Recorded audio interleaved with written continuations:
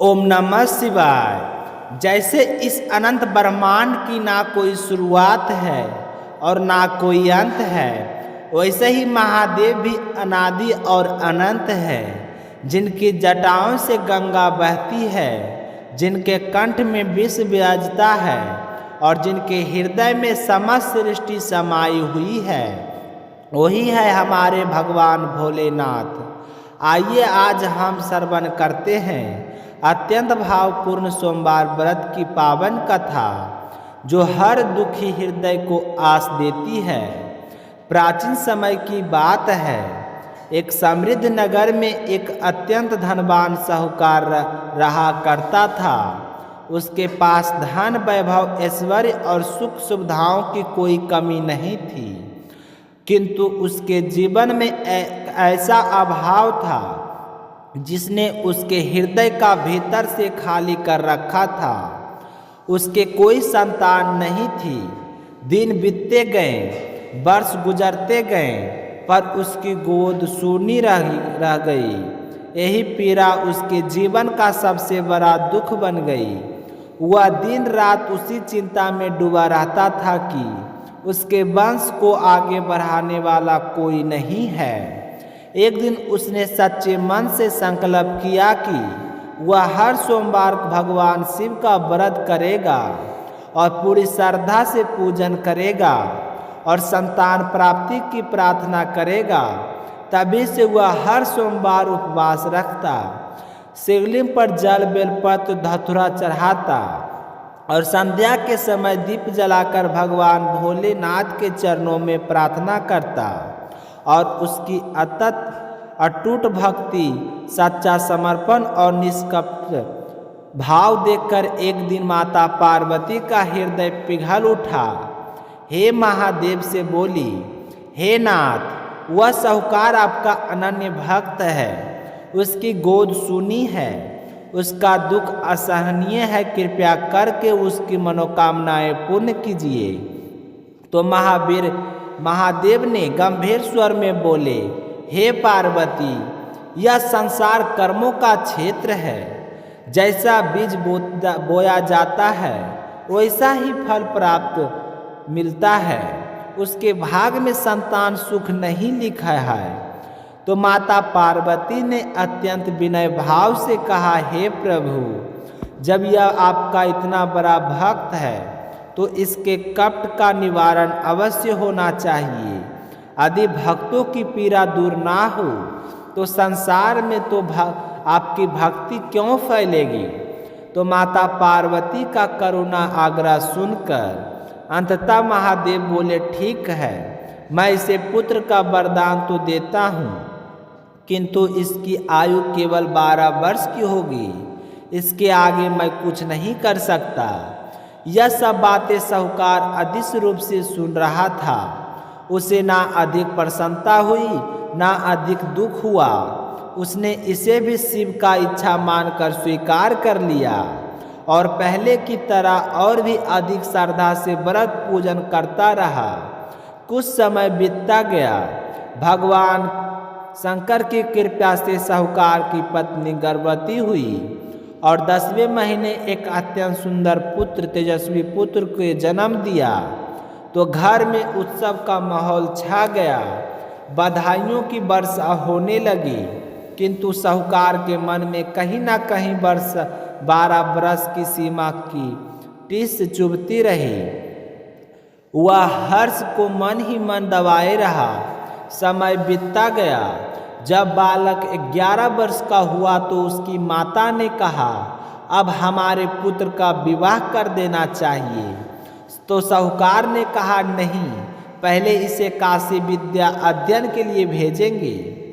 उसने अपने साले यानी कि मामा, बालक के मामा को बुलाया और बहुत सारा धन देकर कहा, तुम मेरे पुत्र को काशी लेकर जाओ।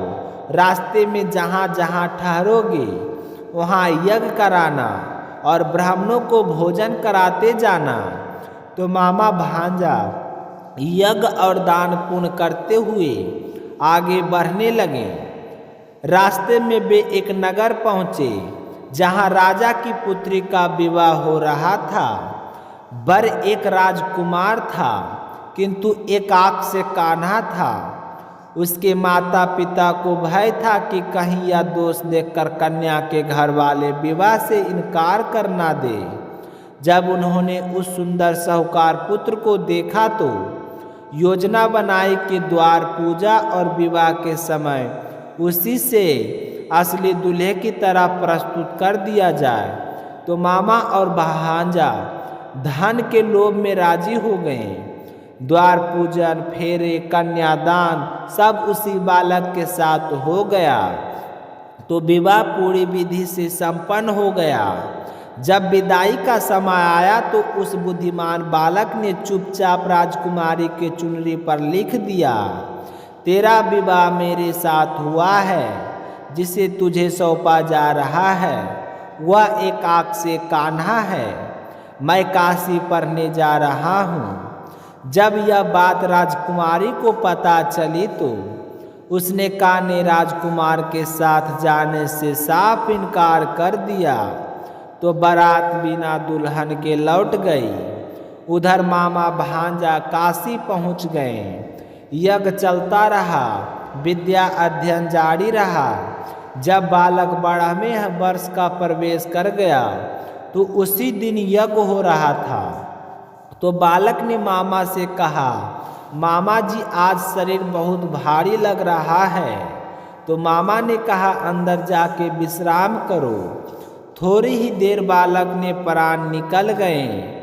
तो मामा ने जब देखा कि भांजा मृत पड़ा है तो वह भीतर से भीतर टूट गया, परंतु यज्ञ अधूरा ना रहे, इसलिए उन्होंने पहले यज्ञ समाप्त करवाया, ब्राह्मणों को विदा किया, फिर जोर जोर से विलाप करने लगा।